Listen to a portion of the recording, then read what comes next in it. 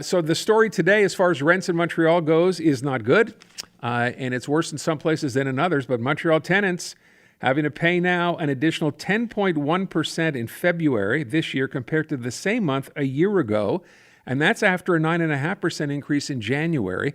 Arnold Bennett is a Montreal housing advocate. He is on the line. Arnold, thanks so much for being here today. I guess really my first question is, you're a tenant, you're seeing these numbers. What do you do, or what can you do here? Well, first of all, these are general numbers that include people who were talked into accepting rent increases that would not have been permitted by the tribunal. Okay, we're not talking here about the rates that the government announces. We're talking here about people settling when they shouldn't. And this year, for example, the basic rock bottom increase for self-heated or electrically heated dwellings is 4%. Last year it was 2.3 to 2.8. Okay. Okay, for oil-heated buildings, it's 1.2. Last year it was 7.1. And for gas-heated buildings, it's 3.3. Last year it was about 4.6. So on top of that, there could be taxes, there could be insurance, there could be major repairs, but there have to be those things.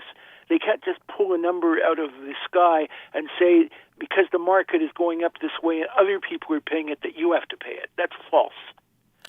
So you got to be very careful of these statistical averages. These are not government rates.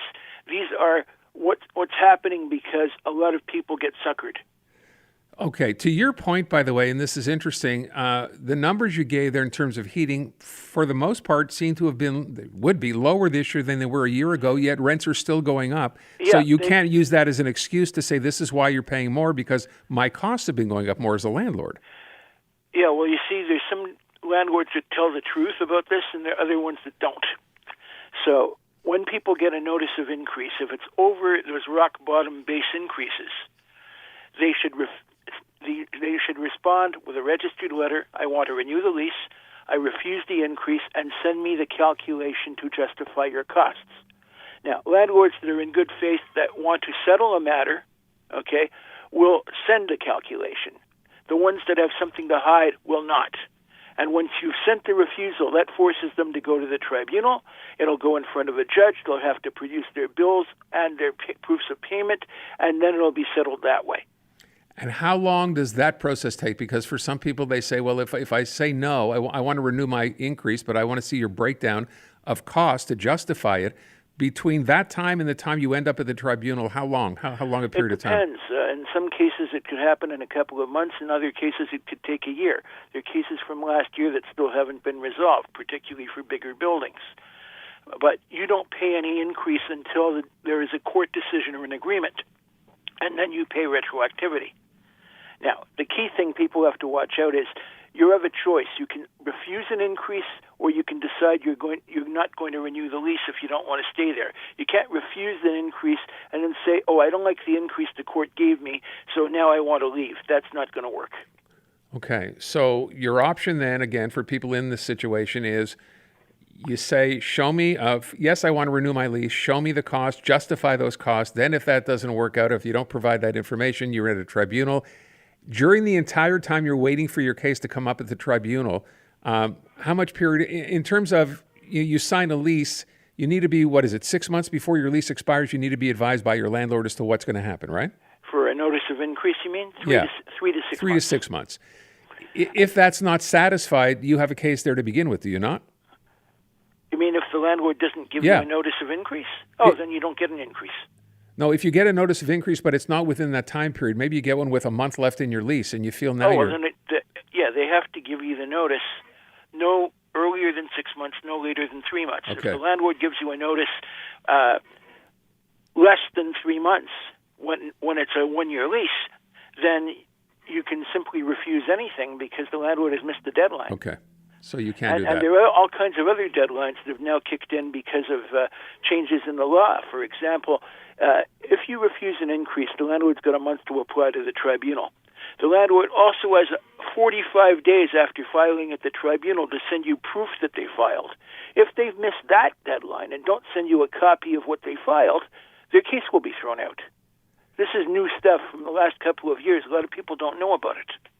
Okay, can you repeat again for just that reason for people who don't know? Go through the last couple of points again. Okay. You refuse the increase. Okay, the landlord sends you a notice 3 to 6 months in advance. Okay, you have 1 month to answer. You must answer within 1 month. So you say, I want to renew the lease. I refuse the increase. Send me the calculation to justify the costs. The landlord then has a month either to come to an agreement with you or to apply to the tribunal. If they miss that deadline, they don't get an increase. If they file at the tribunal, they got another 45 days to send you proof that they filed. Okay. If they wait around like they used to in the old days and don't send you a copy of what they filed, their case will be thrown out. Okay. So then this is new. Yeah, those procedural rules are new. They're fairly tough on anybody who applies to the tribunal. They have to serve what they filed on the other party within a deadline, and there's other obligations as well. So you got to be very careful. You're, as the tenant, that letter that you're going to write back to your landlord, does that have to be a registered letter? How do you have to do that? The key issue here is proven mode of delivery. So it can be a registered letter. It can be a email with proof that the landlord got the email, which means an acknowledgement or some kind of tracking that ensures that you can show it was received by the other party. Okay. Or it could be hand-delivered with a receipt. Okay. So those are your three options here. Yeah. I would ask you one other thing. In the story that we just had on the news, Arnold, yes, that 10.1% is the average increase. I don't know if you heard in Point Claire, largest increase in the entire province, 27.9%. Something fishy is going on. Maybe it could be that some of the big landlords there decided to ask for huge increases. But I get calls from Point Claire and everywhere else, and I'm not hearing from people that they're accepting 25% increases. So I'm just wondering where that's coming from. Okay. Well, I mean, this is an average we're getting is a number that they're, basically saying here's the average in that particular part of town. Mm-hmm. For people hearing this who find themselves in a situation like this, and you've been doing this for many, many years, what's the best advice to them if they're not aware of all the rules and want to get information? Where do they go? Where do they call? Well, they can call the housing hotline at 514-488-922, 488-0412, 514-488-0412. There are also tenant organizations around the city and most of the neighborhoods that will help people with letters and give them advice. Okay. There's one in Côte-des-Neiges, for example. There's Project Genesis. There's another one in the Plateau. There's another one in Villeray. They're everywhere now.